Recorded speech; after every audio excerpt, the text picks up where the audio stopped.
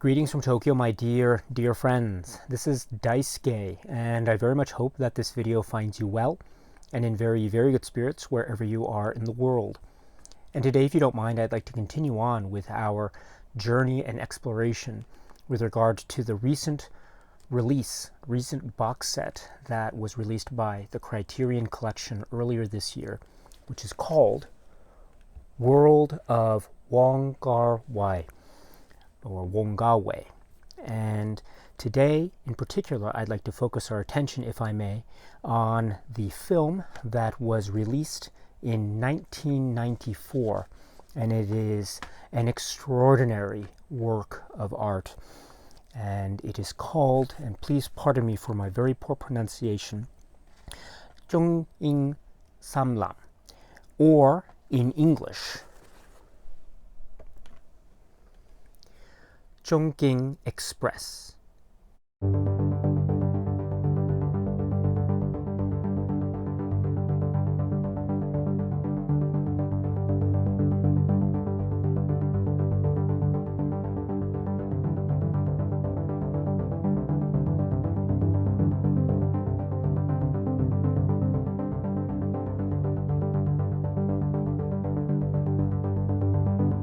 This is the film from 1994. It is one of the most extraordinary and electrifying works from the great filmmaker Wong Kar Wai, or Wong Kar Wai. And it stars, among others, in its wonderful cast, people like Brigitte Lin Jin-xia, Takeshi Kaneshiro, Tony Leung Chiu-wai, and Fei Wong, and others. This is, of course, the film, and once again, please pardon me for my very poor pronunciation, Chungking Lam, or in English, Chungking Express. If we were to try to focus in on the plot or story structure of this film, Chungking Express, I think we could focus in, or one of the ways in which we could focus in on such discussion would be possibly the idea of this being a story structure that is divided or segmented or arranged in a variety of stories, perhaps fundamentally speaking, two separate story arcs, each of course with its own set of characters and its own set of character arcs that lead to other places and other avenues. But we could say, or the film could be described as being divided into this particular story structure. One such story involving the Takeshi Kaneshiro character and his cop character in Hong Kong, and also we see him, or we understand through bits of narration and other information that he is undergoing or experiencing a type of breakup. So we find him in a state of an emotional state involving breakup and an alienation and also isolation and loneliness, and his trying to deal with such emotional states. At the same time, we see his interactions with another character played by Brigitte Lin, and what it is that she brings in terms of the crime story element, a drug plan or plot gone wrong, at least from her point of view, and how she is trying to deal with the possibility of isolation in this sense, as well as betrayal and loneliness, and what it is she will do and what it is she's willing to do in order to try to salvage the situation, to try to make do with what it is she is confronted with. And all the while we have the parallel track of the Takeshi Kaneshiro character and how these two characters intertwine and connect, if at all. Are there connections or aren't there? This is one of the great mysteries, beautiful, poetic, paradoxical mysteries of this film and other films by the filmmaker. And so we have it, I think, crystallized and expressed in this particular part of Chungking Express. And then the other part, or the other component in terms of the story structure, could be described as being the story about or concerning another cop, this time played by Tony Leung, and his interactions or dealings with a particular shop, a fast food shop, where there is the character played by Fei Wong.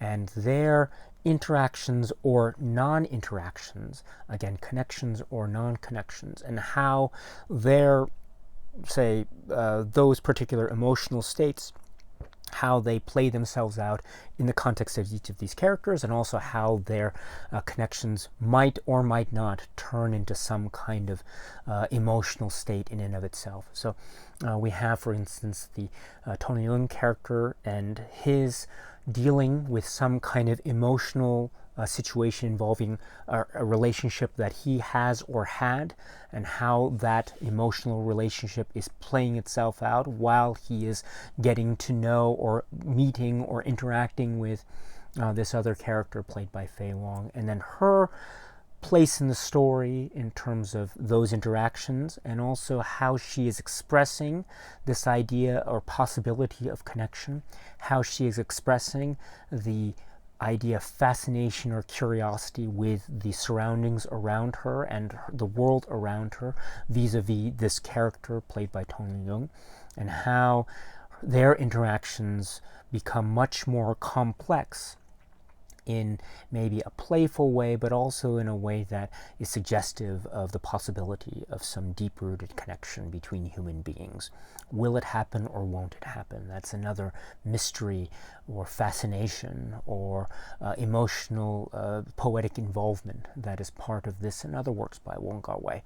And so we have that as being, I think, an essential component of this second story arc structure in this overall structure of the film Chungking Express.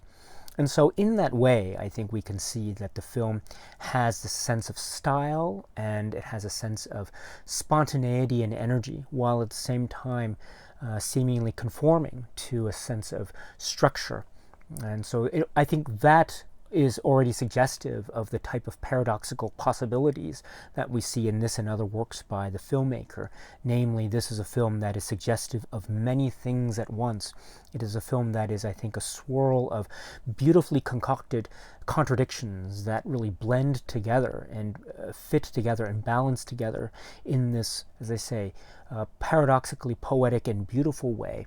And one such way, I would suggest, is the idea or the notion of the way that the story is presented. There is a formal structure that could be argued to be part of the presentation of the cinematic work. At the same time, it is expressed with energy and style that can be said to be electrifying and has a spontaneity type of energy about it. And so there's a sense of the spontaneity mixed in with a sense of the formal, which I find a really neat paradox and a wonderful expression of the complex layering of Wong Kar Wai's work. So that is, I think, one thing we can get from this.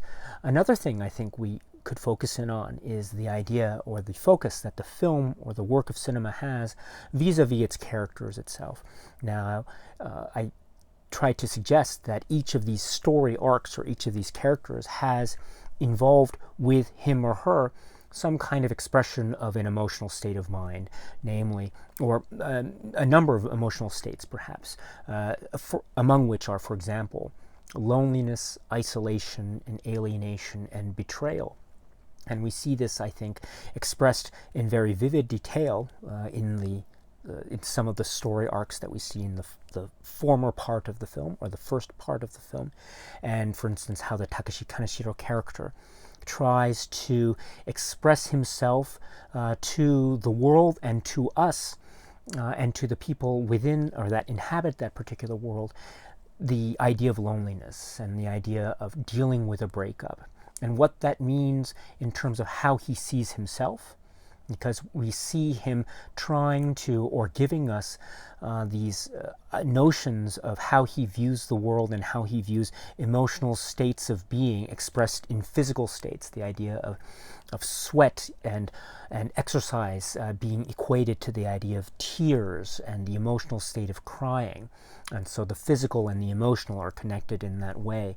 And also the idea of how the physical and emotional are expressed in terms of geography and time and space, and how he expresses time and space in the context of his own sense of loneliness and hopes for connection or the inability to connect. You know, the idea of the space between a particular set of characters being, say, 0.01 centimeters, and how that might seem very close at one moment, but also can express or otherwise represent an infinite space because of the alienation, isolation, and loneliness that these characters may or may not be going through. And so something that can be very minuscule as less than 1 centimeter of space can in fact be infinite and a huge expanse in terms of one's emotional state of mind. And so this type of discussion from the character played by Takeshi Kaneshiro, I think, are really exemplifying and illustrating the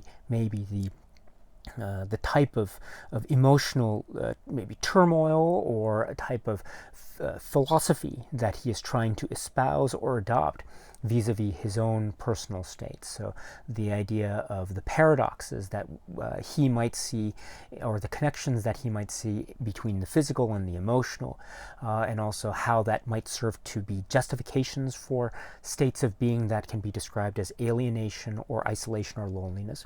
Or maybe those aren't justifications at all, but maybe they are merely further extensions of a type of morose viewpoint of the world. Again, it depends on the perspective or viewpoint of the particular character, and I think that's one of the great riches of this film, how certain takes on particular states of mind and emotional states like loneliness and isolation, especially after a breakup, can be seen to be either, maybe there might be a positive spin on something, but also a negative spin on something. And I think this is shown in the various examples that his narration, this character's narration, provides, and also in terms of the interactions that he has with other characters too. And then that brings us to the Brigitte Lin character and her story arc and storyline, and how her story involves confusion as to what's going on in terms of this drug plan that goes awry, and maybe there's a betrayal in terms of who she's working with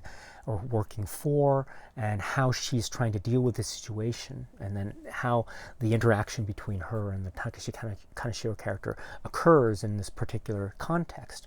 And so we have in her situation how she is dealing with her own state of isolation and abandonment and betrayal, and the choices that she chooses, or the choices that she makes, excuse me, in terms of her relationship with the outside world via the people that she is in cahoots with, or the world around her and the situation around her, the criminal element, as well as the possibility or non-possibility of some kind of transcendental love or connection that could be represented by this connection or interaction or meeting between her character and the Takeshi Kaneshiro character.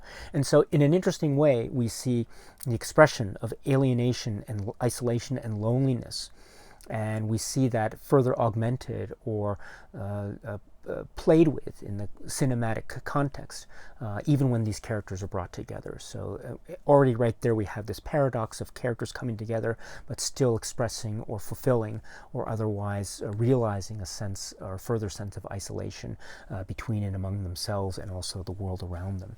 And so we have this constant state of paradox and contradiction that is at play in the examination, for example, or in one set of examinations of these emotional states with these characters. And that makes for very fascinating cinematic engagement, in my view.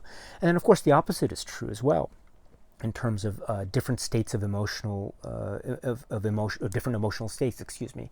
So we have the idea of possibility of love or connection, and how the characters relate to each other in these particular states. But therein we have another very, I think, interesting engagement that Wong Kar Wai is perhaps suggesting to us, because, for instance, in the storyline between the Fei Wong character and the Tony Leung character, we have this very intriguing way in which they are connected, or they might be connected with each other.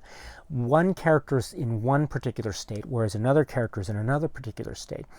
We're not sure if they're going to meet up eventually, or if they're going to be on the same plane of understanding eventually. We hope they will. We of course, I think, are naturally inclined to want to root for that kind of outcome or conclusion.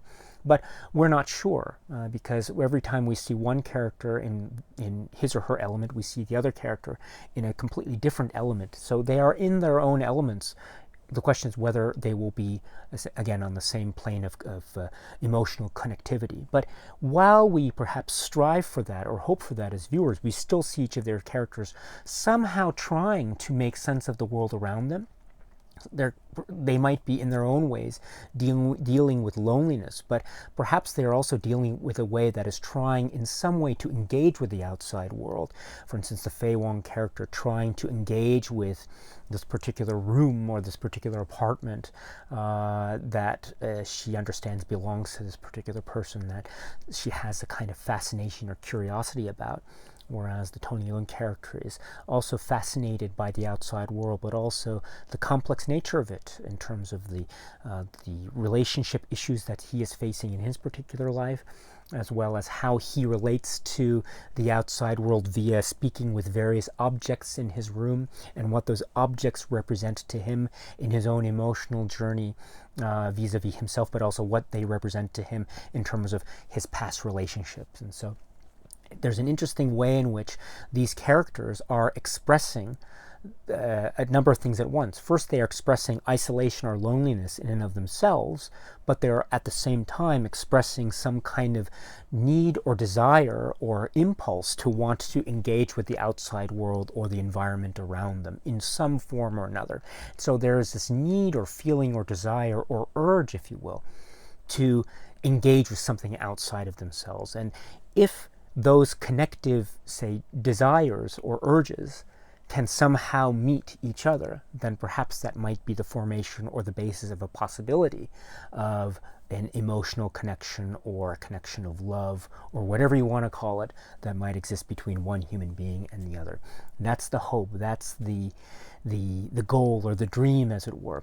Will it happen or won't it? That's part of the suspense, if you will, of films like Chungking Express and others. But in any event, I think in terms of the character development or character examination, we see alienation, isolation, and loneliness, but also the feeling or urge or desire to want to connect in some form or another with the outside world, and maybe, hopefully, with someone else outside of oneself. This brings me also to another point, which I think ties in very nicely, I hope, to the artistry of Wong Kar Wai's work here, which is there is this notion of art and poetry and music and literature and cinema, etc., or art in general. There is this idea of how one, as a human being, tries to express his or her most innermost feelings, say, about someone else or someone outside of oneself. In other words, for example, say feelings of love. If one has feelings of love and adoration for another human being, how does one express that?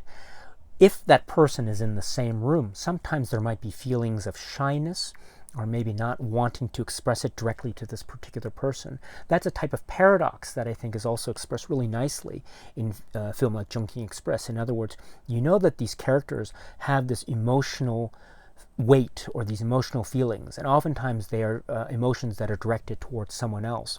But interestingly enough, those emotions are often expressed with so much heightened passion in moments or times when the objects of their affections aren't in the same physical space. They might be elsewhere. They might be imagining that person in another place.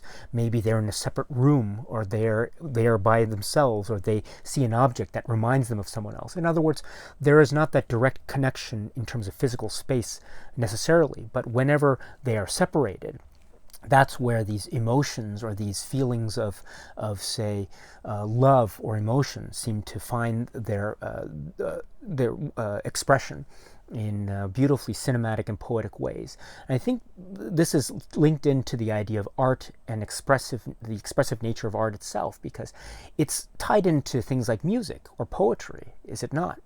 When we read a poem, or let's say someone sings a song that is a love song towards someone else, there's this idea of one can say things in art and music and poetry that one might not necessarily be able to say in regular prose or regular talk. In other words, there's something of a very powerful thing that allows one to express one's innermost thoughts or feelings when one is engaged in this artistic mode of expression. And oftentimes this artistic mode of expression finds its voice, paradoxically, when the subject of the ode, if you will, is not there. And so I find that this type of expression of these characters, where they seem to be thinking about other people when those people aren't in the same physical space, that seems to be a really nice parallel, if you will, with the way that art is used and music is used in the world of Wong Kar Wai's films. In other words, the songs represent something of the heart more so than ordinary words can. Or the poem or the sonnet can express one's love for someone else much more than, say, an ordinary conversation between two people.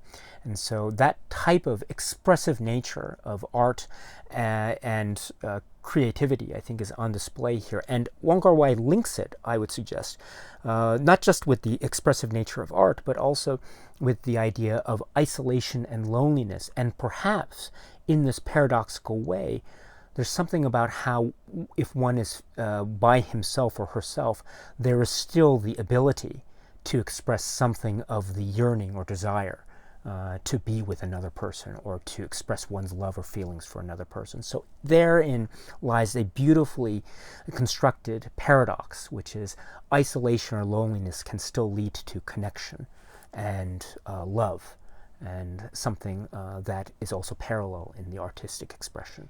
Speaking of music, I think another way that this film is so iconic and it's so artistically explosive is in terms of its visual style, in terms of the look and the feel of the camera work and the expression of Hong Kong, the city, or various parts of Hong Kong in the city.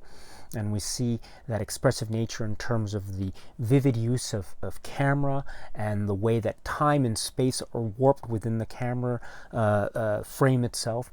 And we have the application of music as well here, and how music can echo these sentiments that can express the human soul, and yet at the same time express things that one cannot ordinarily express in ordinary words, so to speak. And so the idea of the artistic expression giving rise to something that explains the otherwise unexplainable of the human condition, I think, is at the heart of Wong Kar Wai's artistry in films like Chungking Express. And we see great examples of that, of course, the use of California Dreaming, or the use of What a Difference a Day Makes, and other songs like that, Fei Wong's song, known in English as Dream Lover, for example. And these remind us of the power of art, the power of music, how they can express something that is otherwise non-expressible, and also how they can perhaps show us the promise of a connection even when there is isolation or abandonment or loneliness.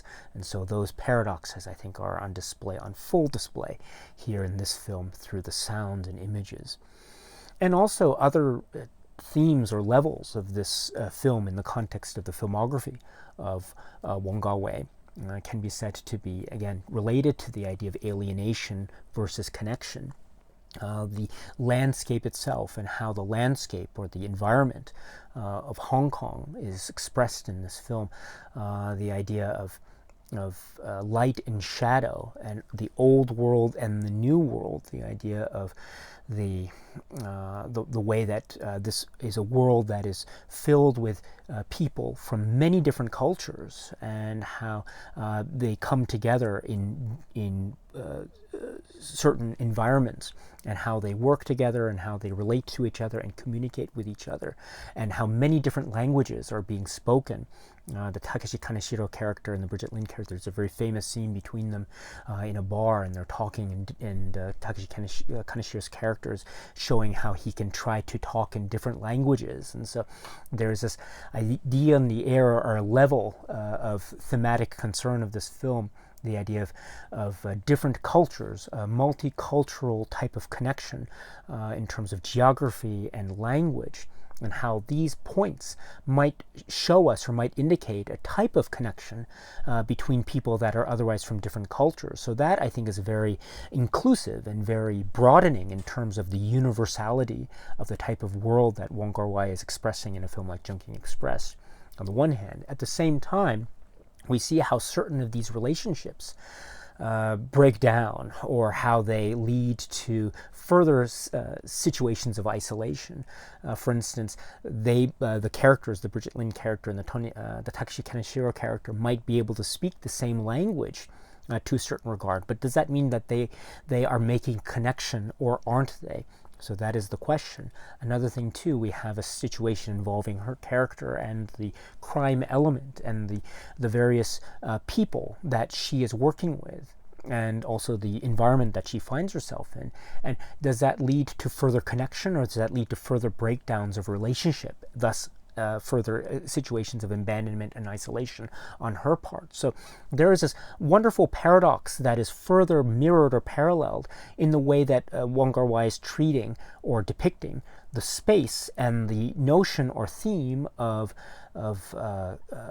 culture and multiculturalism, and also the way that the environment of Hong Kong is seen to be an open one, with many different people from all parts of the world coming together, but at the same time it might also be an expression, as I say, in the context of these particular stories, it might also be expressed in terms not just of a universal connection, or the possibility of connection due to the gathering of many different cultures, but also the possibility of a breakdown of relationships because of something inherent in the human condition, isolation, abandonment, and alienation. And the inability to truly be able to communicate, maybe not necessarily in words, but perhaps more to do with an issue of emotional states and emotional situations and traumatic situations of that sort. And so I find that paradox that I was speaking about earlier, connection and isolation, I think also expressed so wonderfully in the way that Wong Kar Wai is depicting the environment, and also the geography and location, and also the sense of many cultures that are expressed in this film and the environments that we see here. And I think a further echo of this, or a further parallel of this, can be said to be in the context of Hong Kong itself, vis-a-vis its relationship with the rest of the world, vis-a-vis its relationship with mainland China. Again, this is a film from early to mid 1990s, so we always must keep that in mind.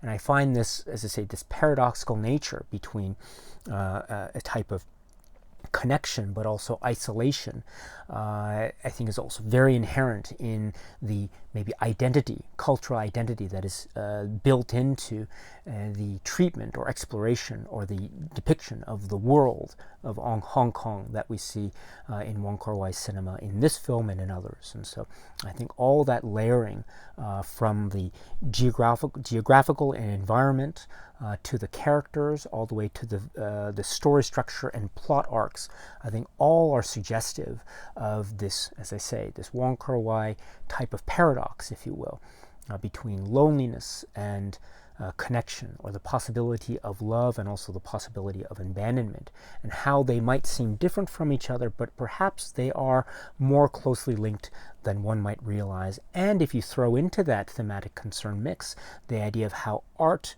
and expression, vis-a-vis visuals and music and poetry, etc., how this can be a further augmentation, if you will, of the paradox between what can be expressed versus what cannot be expressed. In other words, the sense of isolation on the one hand versus the sense of the possibility of connection on the other. And ultimately, I think that is one of the great keys, if you will, of this film being or expressing a type of universality about it. There is something in the air about how these characters, in their various environs, they might seem to be dealing with situations that are not necessarily, say, directly within my direct sense of personal experience. But at the same time, they are going through things that I can relate to or understand in terms of longing, in terms of love and hope, feeling a sense of loneliness after being abandoned or a breakup, or a betrayal and the confusion that swirls in one's head and heart after the sense of betrayal and not knowing what's going on. In these feelings or states of mind, wanting to meet other people, but maybe not being able to, or perhaps we make connections without necessarily knowing about it. And also how we express those feelings, whether we can express them directly or maybe we can only express them indirectly, and how ultimately in the end that says something, if at all, about the possibility of connection. And when you see this film, or when I see this film, Chungking Express, from start to finish, and when I sit back after watching this, I realize I've seen this extraordinary work of art. I'm still left wondering, what are the possibilities? Are there really possibilities for connection and love and human interaction? The interaction between one human being and another, the interaction or connection between one soul and the other. Is it really possible in the world of Wong Kar Wai and the world of Chungking Express, or is it an illusion, or is it something ephemeral? Is it something to do with the elasticity of time, something we think is there but in fact is much more elusive than one might realize? In fact, perhaps it's too elusive. So are we left with these feelings of say, positivity or negativity? Are we feeling left with feelings of pessimism or optimism? I think there is a lot here that can be interpreted differently depending on one's point of view. But then again, that is, I think, another great reflection in nature of the complex yet beautiful way that the human condition expresses itself through these means and through these tools and ways we call human emotions. And I think that is essentially what we have expressed in the context of the examples of these various characters and character arcs. Yes, that's true, and done in this beautiful, vivid style that Wong Kar Wai is known for, so much so thanks to films like this. And yet they always give us this link to something of the universal, which is what makes films like Chungking Express as dazzling and as extraordinary as they are. This is the film Chungking Express. The Criterion collection in this box set, World of Wong Kar Wai, have provided us with the film in 1.66 to 1 aspect ratio and 5.1 surround sound. That this is also the new 4K restoration, or this is based on, or purported to be based on, the new 4K digital restoration of this film, Chungking Express. And so there are a number of things that I'd like to say in that regard, but before I do, I should point out that this particular disc, which presents the film Chungking Express, has a number of supplements on it which are worth mentioning and worth checking out if you can. The first of such supplements is a 2002 supplement featuring Christopher Doyle, and this is one where we see him in the streets of Hong Kong, and in particular visiting a number of the locations in real time, as it were, and the camera is following him and he's talking to the interviewer in Chinese.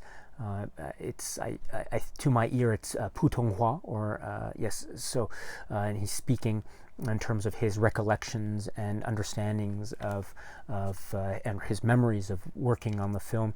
And we see interesting engagements that he has with some of the people that are there. There's a particular interesting engagement he has with some people in a bar that he meets, which is a very fascinating thing. And also we see him engaging with some of the the landmarks that we see in the film.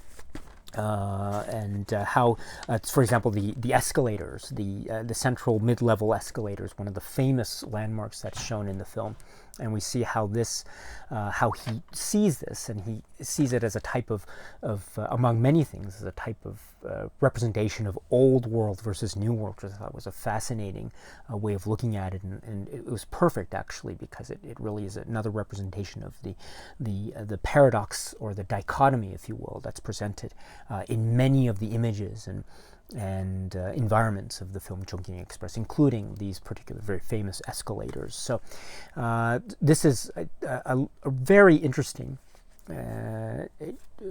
talk and tour, if you will, that Christopher Doyle was giving us. And so this is from 2000 to approximately 10 minutes.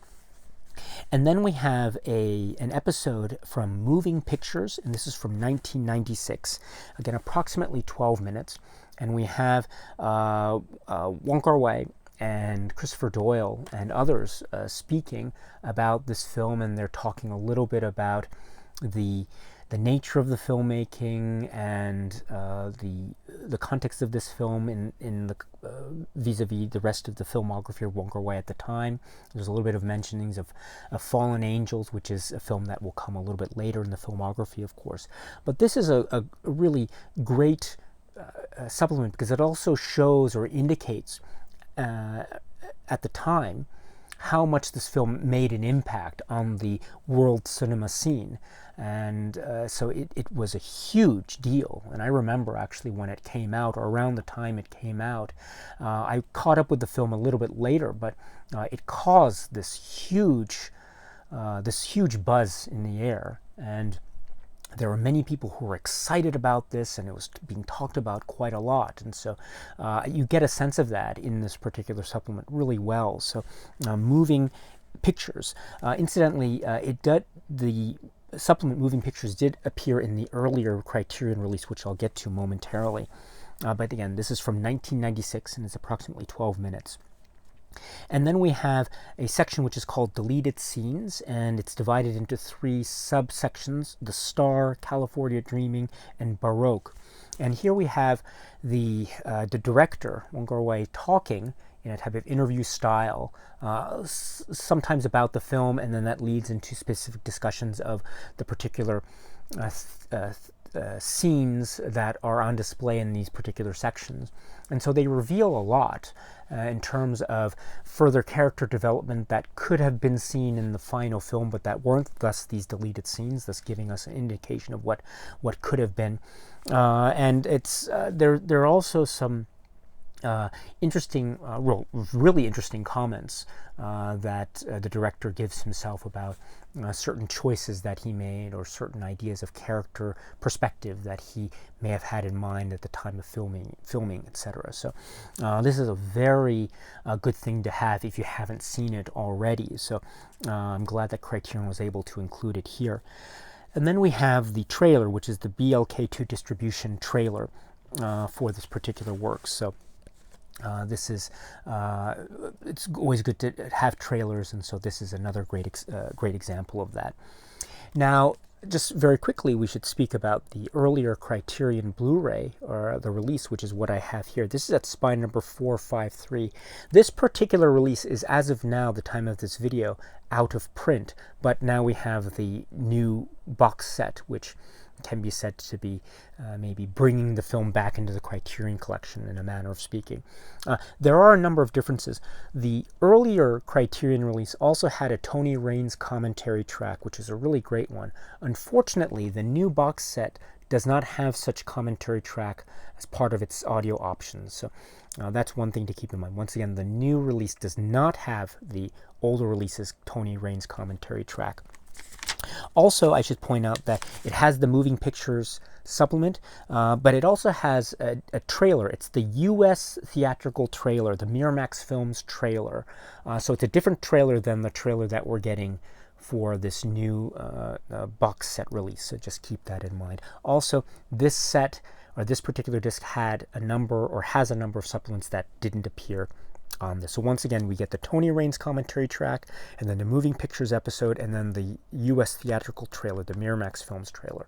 And then everything else that I mentioned is part of this release, but not part of this release, and then vice versa. So just keep that in mind if you are interested. With the other films, or as with the other films, with this particular release, Chungking Express, as it's being represented or presented in this particular box set, the new 4K digital restoration, this is a very interesting example.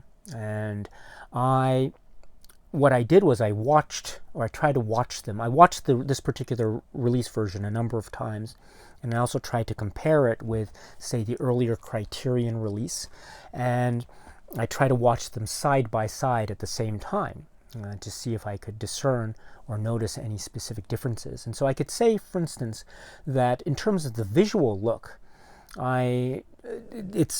there's some of the colors are treated somewhat differently. Sometimes we get instances where the colors seem to be somewhat faded into not black and white, but it feels a little bit closer to this monochromatic look or black and white type of look.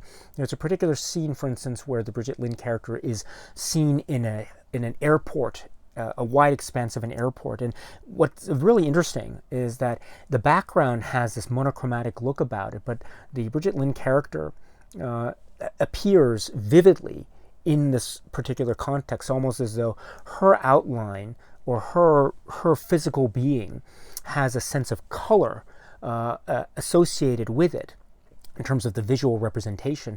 That's really made even more striking in the context of this, say, monochromatic look or background. So this is an example of where certain moments or certain visual cues tend to pop out, and I find it to be a very effective one, an effective way of presenting this type of visual information. For example, going back to that example of the Brigitte Lin character, this particular story could be said to be a type of crime element film noir type of story arc. And in that way, there is this interesting artistic choice of having or applying a type of monochromatic look, almost like black and white. And so you have this feeling of a black and white type of mood or set piece connected with the arguably film noir element of the film. So I find that very interesting. At the same time, the use of cinematic color is involved, and so the character of Brigitte Lin really, in many instances, she tends to, or her character, the way it looks physically, really tends to be strikingly set off almost from the rest of the world. And I think that's a very interesting, maybe visual cue that's also arguably representative of the emotional state of being that she might be finding herself in at the moment. Again, if we're talking about a film about alienation and isolation and abandonment, what better way in terms of visual terms to express that than, say, showing this particular character almost set off from the rest of the background that she happens to be in at the particular moment. So I find that interaction between color and image to be very fascinating with this new release. The opposite is also true. There are also moments where the colors are very vivid and striking and quite rich. I point to, for example, some of the interior scenes of bars and, for instance, also interior scenes of, say, the fast food shop, Midnight Express, when there's a particular scene where the lights go out and where they have to move about and light themselves via candlelight and lots of candles. And so the flames, it's a very famous scene where the flames are almost elongated, and there's a vivid richness or a slight orange or reddish hue that seems to be part of that as well. And it gives a certain sense of perspective or life to those particular scenes, which I find very interesting. And it also enhances a lot of the shadow and darkness that is parts of the non-lit portions. And so we see this quite markedly so in some of those interiors, as I say, the bar scenes in particular. The colors are richly enhanced, or they seem to be richly enhanced on the one hand, but it also gives rise to a sense of darkness and shadow that exists in other parts of the frame on the other hand. So I find this contrast really well established and well well formulated in these particular scenes. So all in all, I find that the visual presentation, at least to my, as I say, untrained eye in this new digital restoration, I think is very good. I had no complaints in terms of, say, for example, the earlier Criterion release. So I really enjoyed this particular visual presentation. But these slight differences, they don't distract, at least from my point of view, the visual terms. In many ways, perhaps they could be said to be enhancing the overall effect of this film in certain perspectives anyway. So in terms of the look, I was very taken with it in a lot of ways. Now that brings me to the sound, the soundtrack. And as we know, this film, Chungking Express, relies on a number of musical tracks as part of its character, as part of its world building, in a manner of speaking. And those pieces of music are used so iconically and so often in very key points of this particular film. And so, we have Michael Glasso's Baroque, which is that theme that opens the film in a very eerie, mysterious way. And then also, I mentioned earlier the song "What a Difference a Day Makes," and also Fei Wong's "Dream Lover," at least as it's known in English, and of course "California Dreaming," Mamas and the Papas, and other songs and other pieces of music. So this is a very important part of the effect of the film Chungking Express. Now, I'm not a musician, I'm not a musicologist or anything of the sort, and so I don't at all claim to be an expert when it comes to these particular songs as well. But what I can say is, I being used to, for example, the earlier Criterion release, and the particular songs as they were shown or they were heard in this film, and as shown in this earlier Criterion release, when I played this, the new digital restoration, I noticed that the songs were, most of them anyway, they were of a higher register, or they were on a higher note than how I was used to listening to them, say, on the earlier Criterion release. And so that was, I must admit, a little bit jarring to me when I was watching these new restoration, or this particular restoration. In other words, the Mamas and the Papas song "California Dreaming," the note that I was always used to listening to it, say, on this particular release, or say listening to it on its own as a song, it sounded one note or half note higher when I was watching the new digital restoration. And that was true also for "What a Difference a Day Makes." That was true for the Michael Galasso work Baroque.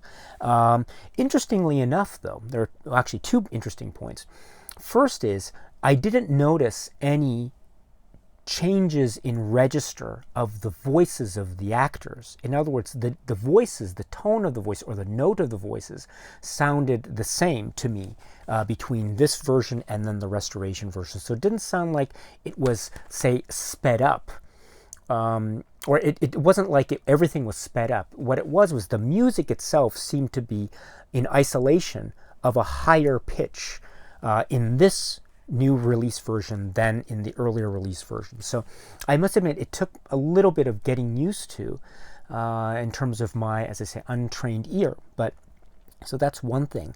Another thing too, which is interesting, is with regard to the song, the Fei Wong song, in English known, I think, as "Dream Lover."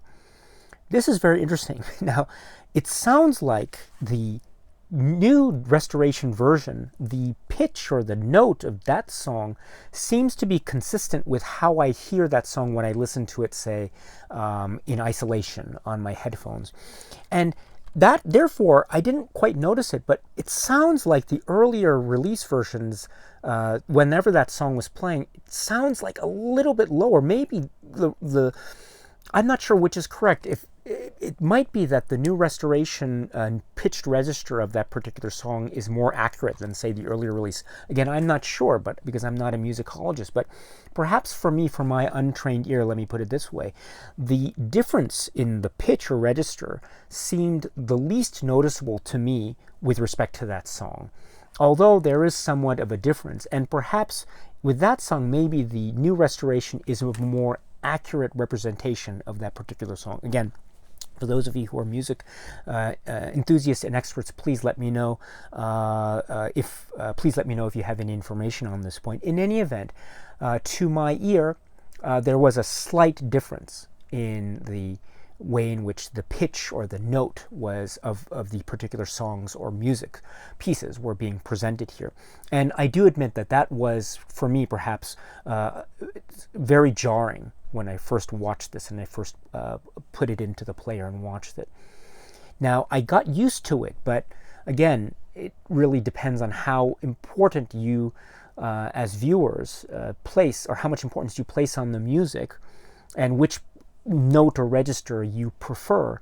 And in fact, it might, or it arguably creates a potentially different emotional reaction in the minds and hearts of the viewers and listeners. And so, again, for me, I think I got used to it, and with each successive viewing of the restoration version, I got used to it. Although when I return to this, I do notice the difference. And so, how you feel about that when you watch it, it might or might not be a significant difference. And if it is, it could potentially change or alter your outlook, especially how you feel about a particular song. After all, depending on what note or register you listen to a song, it may or may not have a significant emotional impact upon you. So again, just keep that in mind. And that was my own observation from my own untrained ear. Related to that, there are also some moments where the music cue is shifted slightly. For instance, in the older release version, there are some moments where there's no music in some scenes, whereas in the new restoration version, those scenes now have some music overlaid onto it. There's a particular scene where just before the lights go out in the Midnight Express, there's no music in the earlier version here, but in the restoration version, we see or we hear a little bit of California Dreaming. Also, in the older version, we have a scene between Tony Leung's character and Faye Wong's character, and they're in the it's sort of a interesting a flashing type of slow motion effect that's used. And we don't hear any music, as far as I recall, in this earlier version, but here we get the music of Faye Wong's song on the soundtrack. Now, this is a very, I think, key difference, because this scene has to do with a particular letter that the Tony Leung character is involved with, or to put it more specifically, there's a letter that is very significant to the relationship that Tony Leung's character is currently having. And so perhaps the lack of music is suggestive of one state of mind, namely a sense of morose isolation that's felt on the part of the Tony Leung character in this particular point of his life. Again, indication of a type of breakup. So the lack of music, I think, is very significant in that direction, whereas the application of the Faye Wong song at the same moment, this time in the restoration version, might seem to be suggestive of something of, or akin to, the possibility of connection between Faye Wong's character and Tony Leung's character, a more emphasis in the mode of connection and the possibility of love in this version versus the emphasis on isolation and abandonment in this earlier version, at least with respect to this particular scene. So I would suggest that some of these changes might seem inconsequential, but other changes might, depending on you as a particular viewer, might or might not have a significant impact on your reading of a particular scene. Just to round out this discussion, there are also moments where the music cue is delayed slightly. Maybe it starts a little bit earlier in one particular scene here, and it starts a few seconds later in the same scene in the restoration version. That's also true for some, not all, but maybe one or two instances of dialogue. Some lines of dialogue, I would say, are shifted a few seconds faster, depending on what version you're watching. Again, it's not true for everything, but it's just one or two instances that I noticed. Maybe there are more, but as I say, when I saw them side by side, that's what I noticed. And so they might, in the end, seem imperceptible when you're focusing on one particular version or the other. And they might, in the end, not have any direct impact on the overall emotional experience that you have when you watch Chungking Express and watch it over and over and over again, and especially if you rely on one version or the other. But do keep that in mind. That is, there are differences that I did notice, and for me anyway, they did impact, to a certain degree, the way I felt about certain instances as I heard and saw them in this new restoration version, Chungking Express. Did I dislike the changes? No, but it did take some getting used to, let me put it that way. And getting used to them led me to a different view on some aspects. Not everything, but on some aspects. But ultimately, do I want that view, or do I want to hold on to the view of those particular aspects that I had when I relied on the earlier version? Again, it really depends on how your engagement, what kind of engagement it is, how it's characterized, and to what extent you rely on the intricacies all the way down to the tempo and pitch of particular uses of music, or the placement of music versus non-placement of music, music versus silence. Again, it's not true for every single moment of the film, but just some select scenes do have these changes, so please keep that in mind. Therefore, in conclusion, I would say that this particular restoration version of this particular fascinating set, World of Wong Kar Wai, Wong Kar Wai, in regards to this extraordinary work of art, Chungking Express, is itself, I think, very complex, very nuanced, and very mysterious, as well as being very potentially informative and enlightening, and beautiful and wonderful all at once. And so I think there is much to be said about the richness of exploration that can be had potentially with this new restoration version. But of course, if you are very much in love with the film as you saw it in past versions, maybe you should stick with those versions, especially when we're dealing with things like subtle changes in music, etc. But ultimately, I think the thematic concerns are constant, and the thematic type of complexity and nuance are also constant, and they are very much on display in a viewing and engagement with this film, Chungking Express. The paradoxical nature of human relationships and the myriad ways in which the human condition can present itself, both in good times and in bad times, both in terms of isolation and also the possibility of connection, and how that is a very intimate expression, but also how that is a very universal mode of thinking and engagement. And this is the beauty and the majesty and the scope and the brilliance of this work from filmmaker Wong Kar Wai. Wong Kar Wai. This is the extraordinary work of art called Chungking Express. Okay, my friends, so that's it for now. And so until we meet again, please be happy and healthy and well, and please keep on watching a lot of great, great movies. Thank you so much, as always, for your time. I very much appreciate it. Stay strong, stay safe, and cheers.